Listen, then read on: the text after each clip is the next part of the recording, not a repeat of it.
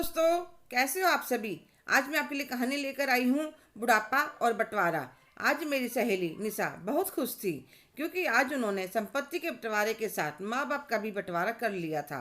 उसका देवर जो मुंबई में रहता था, कुछ दिनों के लिए अपनी पत्नी के साथ आया था, तो निशा ने बड़ी ही होशियारी के साथ अपने ससुर की जिम्मेदारी उसको दे दी और सास को अपने पास रख लिया।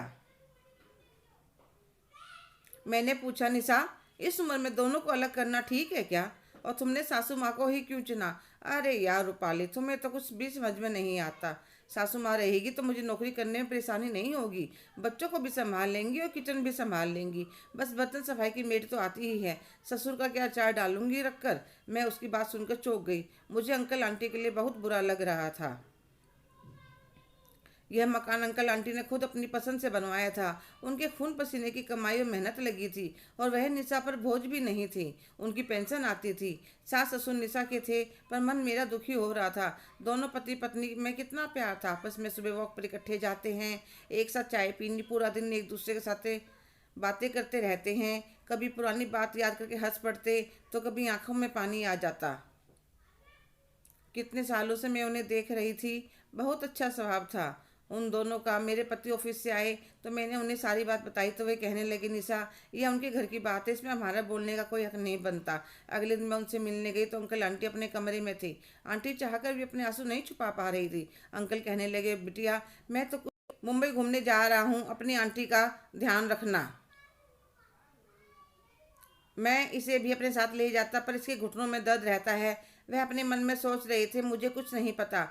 कुछ देर बाद मैं उनसे मिलकर वापस आ जाती हूँ, पर आंटी की आंखों में जो दर्द था वह भूल नहीं पा रही थी। बहुत सोचने समझने के बाद मैं एक फैसले पर पहुँचती हूँ और निशा की मम्मी के पास फ़ोन मिलाती हूँ। जब भी मैं आती, हमारे यहाँ भी जरूर आती, उन्हें पता था मेरे मम्मी पापा नहीं है, वह मुझे निशा की तरह को ममता देती थी। मैंने फ़ोन मिलाया तो आंटी जी ने फ़ोन उठाया। मैंने कहा, नमस्ते आंटी जी। नमस्ते बेटा, कैसी हो तुम, ठीक हो? आंटी जी, अरे तेरी सहेली कहाँ बिजी है, कई दिन से फ़ोन ही नहीं करा। मैंने करा तो उठाया ही नहीं। वह आंटी जी, निशा का देवर मुंबई से आया है। चलो अच्छा है, समझी समधन जी खुश हो गए होंगे छोटे बेटे से मिलकर। हाँ आंटी जी, अब तो उसी के साथ जा रहे हैं। अच्छा चलो, थोड़े दिन घूम आएंगे तो मन बहल जाएगा। आंटी जी, वे थोड़े दिनों के लिए नहीं, हमेशा के लिए जा रही हैं, वह भी अकेले। अंकल जी, रूपाली, तुम्हारा दिमाग तो ठीक है, अकेले क्यों जाएंगे वह समधन के बिना? और उनके बिना समधन जी का दिल नहीं लगेगा। मैं बात करती हूँ निशा से, आजकल के बच्चों को कुछ समझ नहीं आता। तो मैंने उन्हें सारी बातें खुलकर बता दी। तो वे कहती हैं, रूपाली, ये क्या कह रही हो तुम? नहीं, निशा ऐसा नहीं कर सकती।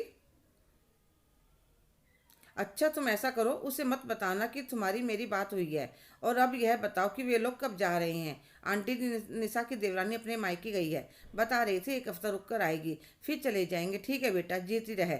अगले दिन निशा की मम्मी 2 जोड़ी कपड़े लेकर पहुंच जाती है। तो निशा कहती है, अरे माँ, आप पापा नहीं आए? नहीं बेटा, चलो कोई बात नहीं। अपनी माँ को ड्राइंग रूम में बिठाकर चाय बनाने चली जाती है।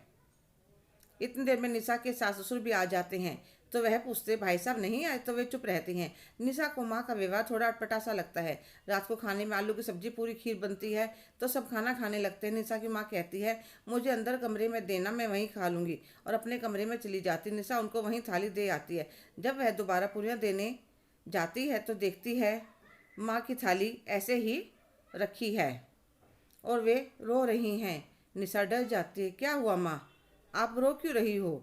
तेरे पापा की याद आ गई, उन्हें खीर पूरी कितनी पसंद है। क्या मम्मी, आप भी 1-2 दिन में जब जाओगे तब भाभी से बनवा कर खिला देना। नहीं खिला सकती, क्यों? क्योंकि तुम्हारी भाभी ने मुझे हमेशा के लिए भेजे है कहकर, अगर राजीव 2 भाई होते तो मैं भी उनके पास एक दूसरे के पास रहता। एक बेटा होना कोई सजा जो हम दोनों बुढ़ा बुढ़िया को हम झेलें? तेरे पापा तो बच्चों का होमवर्क भी करवा देते हैं, बैंक के बाजार के काम कर देते हैं। मुझसे काम नहीं बनता, इसलिए मुझे यहाँ भेज दिया। यह भी नहीं सोचा कि बेटी के घर कैसे रहूँगी, और तेरे पापा के बिना इसकी कल्पना तो मैं सपने में भी नहीं कर सकती। अरे ऐसा करने से पहले यह भी नहीं सोचा कि इतने सालों का साथ है हमारा, एक दूसरे की आदत पड़ चुकी है, हम कैसे रहेंगे। पर जवानी इसी को कहते हैं। पर जब खुद का बेटा ऐसा करेगा तब पता चलेगा उसे। अभी तो दोनों बड़ा एक थाली में खाना खाते हैं, यह भी शुक्र है मैंने अपनी बेटी को ऐसे संस्कार नहीं दिए। मैंने तो कहा तुम्हारी भाभी से कुछ सीखना था तो मेरी बेटी से सीखती। अपने सास ससुर की कितनी सेवा करती है। तो निशा की तो जैसे सांसें एकदम रुक गई। अगर माँ को मेरे सास ससुर के बारे में पता चल गया तो, अगर सासू माँ ने मेरी मम्मी के सामने उनके संस्कारों पर आवाज़ उठा दी तो वह कैसे सामना करेगी सबका। रात को वह सोने तो चली जाती है पर नींद आंखों के आसपास ही नहीं आती। माँ की बातें उसके कानों में गूंजती है।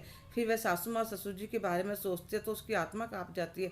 निशा, तुम कितना बड़ा पाप करने जा रही थी जीवन के अंतिम पड़ाव पर। हम सफरों को अलग करने का तुमने सोचा भी कैसे।